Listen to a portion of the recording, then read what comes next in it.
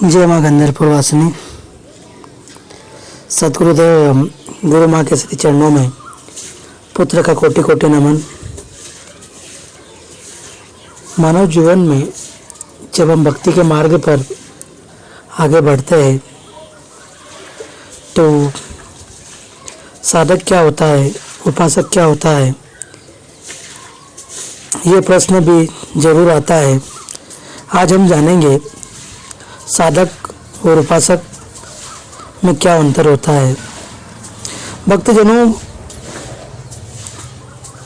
साधक वह है जो किसी लक्ष्य को प्राप्त करने के लिए साधना करता है, जबकि उपासक वह है जो ईश्वर की आराधना करता है। उनकी कृपा प्राप्त करने के लिए साधना एक प्रक्रिया है, जबकि उपासना एक भाव है। साधक लक्ष्य उन्मुख है, अर्थात साधक का ध्यान हमेशा किसी विशेष लक्ष्य को प्राप्त करने पर केंद्रित होता है, जैसे कि ज्ञान, मोक्ष या कोई विशिष्ट कौशल। प्रक्रिया आधारित है। साधक एक विशेष मार्ग या विधि का अनुसरण करता है, जैसे कि योग, ध्यान या किसी कला का अभ्यास, ताकि अपने लक्ष्य तक पहुंच सके। कठोरता साधना में अक्सर एक कड़ी मेहनत, अनुशासन और त्याग शामिल होते हैं। इसे आप यूँ भी समझ सकते हैं कि एक विद्यार्थी पढ़ाई की साधना करता है, एक पहलवान कुश्ती की साधना करता है और एक कलाकार कला की साधना करता है। वही बात की जाए उपासक की, तो उपासक ईश्वर उन्मुख होता है। उपासक का ध्यान ईश्वर या किसी देवी देवता की आराधना पर केंद्रित होता है, भाव आधारित होता है। उपासना में प्रेम, श्रद्धा और समर्पण का भाव महत्वपूर्ण होता है। सेवा और प्रार्थना उपासक अक्सर ईश्वर की सेवा, पूजा और प्रार्थना में संलग्न रहता है। आप इस बात को इस तरह भी समझ सकते हैं कि एक भक्त मंदिर जाता है, प्रार्थना करता है और भगवान की स्तुति करता है। साधना एक प्रक्रिया है जो एक लक्ष्य को प्राप्त करने के लिए की जाती है, जबकि उपासना एक भाव है जो ईश्वर के प्रति समर्पण, प्रेम को व्यक्त करता है। भक्तजनों, साधना के माध्यम से साधक अपने सभी विशिष्ट मनोकामनाओं को पूर्ण करने में सक्षम होता है।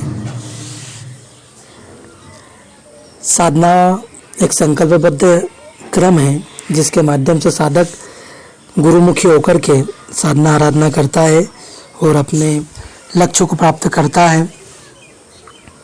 अगर आप भी जीवन में जगह जगह पूजा पाठ करके परेशान हो गए हैं और आपके जीवन में आने वाली समस्याओं का हल आपको प्राप्त नहीं हुआ है, तो आप माँ पीताम्बरा बगलामुखी के दिव्य दरबार में संपर्क करें।